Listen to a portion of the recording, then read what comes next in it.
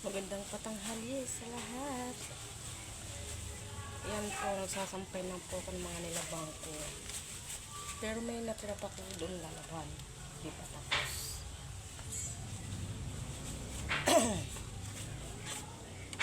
Kaya mga kasambay na tulad ko, pagtyaga lang kayo para sa mga anak niyo. Huwag kayo lagi susuko. Ano man ang problema dumating, malalampasan din natin to. Pero yung iba, kahit mapalayo sa mga kamag-anak, sa mga anak, nag-a-update sila.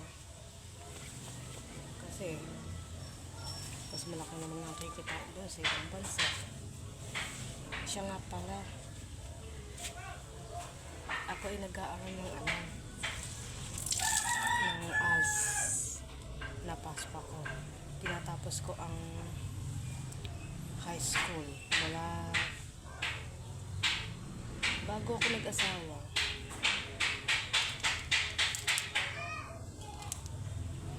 Napatigil ako ng pag-aaral. First year high school ako noon.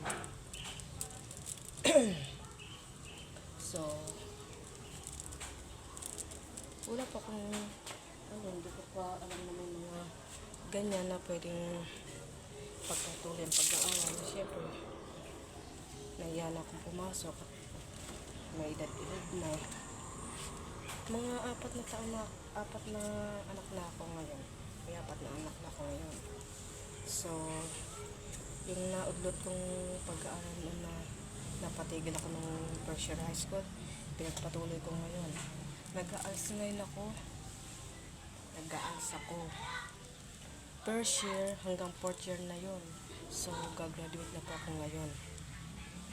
Ngayong May 30. May practice nga din po kami sa linggo. May 26 para sa graduation namin. Kaya, excited na din ako. Magsesenyor. Hindi ko nga alam kung magsesenyorahe ako. Kasi sa edad ko bang gusto ko yung magsesenyor ako. Yung kahit modular lang. Kahit isang beses lang yung pasok. Parang sa ALS din.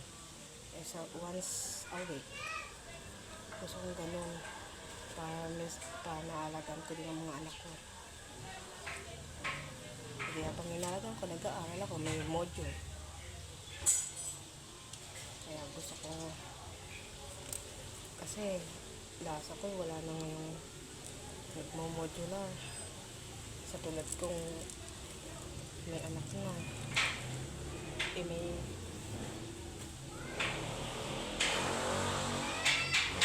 maliit pa akong anak, hindi ko man araw-araw mababantayan, hindi man ako araw-araw makakapasok.